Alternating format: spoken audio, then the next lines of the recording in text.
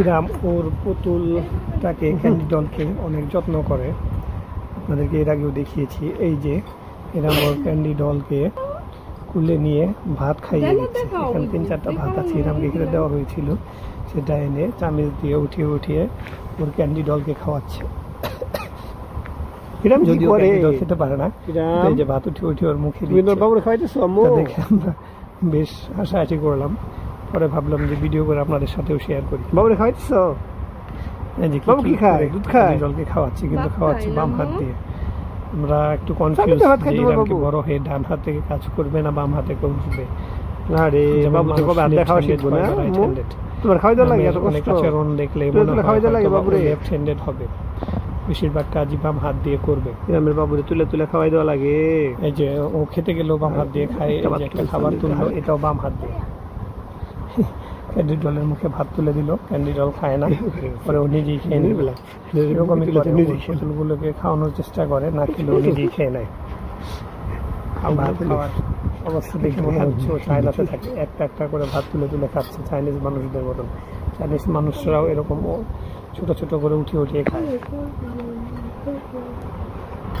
একটা জিনিস খেয়াল করবেন, চায়নাতে যত মানুষই আছে কারো কিন্তু এরকম এটার অন্যতম কারণ তারা এই যে কাঠি দিয়ে খায় বা চপস্টিক দিয়ে, এতে করে অনেক সময় লাগে খেতে এবং যতই চেষ্টা করুক পেট ভরে খেতে পারে না, একটু খালি থাকে বা কম সময়ে খাওয়ার জন্য কম খায়। চাইনিজ যত প্লেটার দেখবেন রেস্টুরেন্টে বা চাইনিজ খাওয়ার ভিডিও বা বোলগুলো অনেক ছোট ছোট, আমাদের মতন এত বড় না। আমরা বাঙালিরা যেমন প্রচুর পরিমাণে ভাত খাই, হাত দিয়ে জোর করে খাই, এরপরে ভুঁড়ি বের হয়ে যায়। চাইনিজ মানুষদের কিন্তু খুব কমই আছে চাইনাতে মানুষ যাদের এরকম ভুঁড়ি হয়েছে। হাজারে বা লাখে খুঁজলে 2-1 জন হয়তো বা পেলেও পেতে পারেন যে চাইনিজ মানুষদের ভুঁড়ি হয়েছে। তাদের ভুঁড়ি না হওয়ার অন্যতম কারণ তারা কম খায়, কম খাওয়ার প্র্যাকটিসটা তৈরি হয়েছে যেরকম চপস্টিক দিয়ে খাওয়া এবং ছোট বাটিতে খাওয়ার মাধ্যমে। আপনারাও ট্রাই করতে পারেন, যদি বাড়িতে কম খেতে চান তাহলে চপস্টিক বা দিয়ে খেতে পারেন। ইরামের আম্মু চেষ্টা করতেছে ওজন কমানোর জন্য। ইরামের আম্মুর ওজন লাস্ট যখন মাপা হয়েছে তখন অলমোস্ট 70 কেজির কাছাকাছি ছিল। এর জন্য ও ডায়েট করতেছে, নো কার্ব ডায়েট, কোনো কার্ব জাতীয় খাবার খাবে না, যেমন ভাত, বিস্কিট, চানাচুর, এগুলো সমোসা, এগুলো একদম বাদ দিয়ে দিয়েছে। লাস্ট 20 দিন ধরে ইরামের আম্মু বা 25 দিন ধরে ভাত খায় না, সপ্তাহে 1 দিন শুধু দুপুরে ভাত খায় শুক্রবার, আর কখনোই ভাত খায় না, শুধু ফলের উপর লো ফ্যাট ফল যেগুলো আনারস, কামরাঙ্গা, পেয়ারা, ড্রাগন, এই ফলগুলোই খাচ্ছে। কলা খাওয়া যাবে না, কলা খেলে ওজন বেড়ে যাবে। এই যে ইরাম ওর পুতুলটাকে ওখান থেকে নিয়ে আসলো, ওখানে অনেকক্ষণ খাইয়েছে, এখন আবার ঘুম পাড়াবে। এই যে একটা কিছু খুঁজতেছে এটার উপরে দেওয়ার জন্য, বাবুকে ঘুম পাড়াবে। এই যে ইরামের আম্মু উন্নাটা এগিয়ে দিল বাবুকে শোয়ানোর জন্য। ইরাম এখন এটাকে শুয়ে দিবে, যে খুব সুন্দর করে উন্নার নিচে বিছাবে, চাদরের মতন করে বিছিয়ে ওপরে শোয়াবে। যেটা বলতেছিলাম যে ইরামের আম্মু ওজন কমানোর অনেক চেষ্টা করতেছে, দেখা যাক কি হয়। কিন্তু ফলটা মনে হয় একটু বেশি খাওয়া হয়ে যেতেছে, দিনে 3-4 বেলা খায়, ওজনে হয়তো খুব একটা বেশি তফাৎ দেখা যাচ্ছে না। তো ইরামের আম্মুকে বলেছি যে এরপর থেকে যদি 20 দিন বা 1 মাস করে ওজন কমে তাহলে 1 বেলা করে নতুন চাদর দিন খাওয়ার জন্য।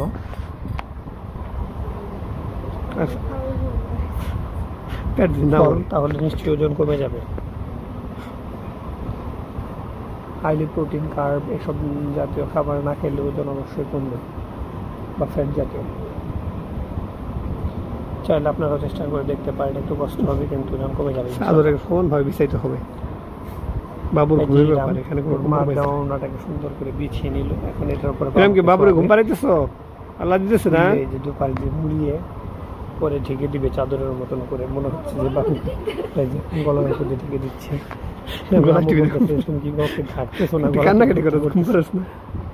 এই যে বাবুকে আবার ওখান থেকে নিয়ে গেল, এই যে কুলে বসাবে, বসিয়ে পাতিল বাড়ি এটা নিয়ে এসে খাওয়াবে। আমার পুতুলটাকে খুবই যত্ন করে, পুতুলটা প্রায় সমানই, কিন্তু তারপরেও পুতুলটাকে নাড়াচাড়া করে, এই করে, আমাদের বেশ ভালোই লাগে দেখতে।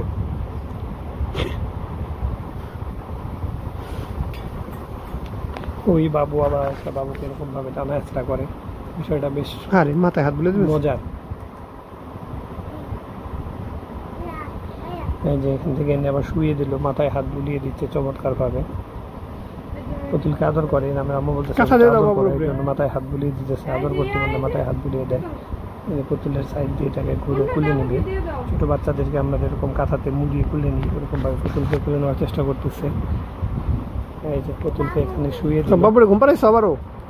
বাবুকে শুয়ে দিয়ে বলতো ঘুমাও, নষ্ট হয়েছে না বলতেছে খাওয়ালো। তুমি দুধ খাইবে আম্মু? পুতুলকে ঘুম পাড়াচ্ছে, সে অনেক খুশি। পুতুলকে খাইয়েছি, করেছি, ঘুম পাড়িয়েছি, যে তাকে বসিয়ে রেখে পরে হাত বুলিয়ে দিতেছে। আমরা ওকে যেরকম হাত বুলিয়ে দিয়ে ঘুম পাড়াই সেরকম ভাবে পুতুলকেও হাত বুলিয়ে দিয়ে ঘুম পাড়াচ্ছে। আবার আসলো, খাওয়াবে। এখন এই আমার বাবুর পেট ভরে নেবে অবস্থা যে সকালের নাস্তা করাতে হবে, আরো 2 চামচ খাওয়াবো।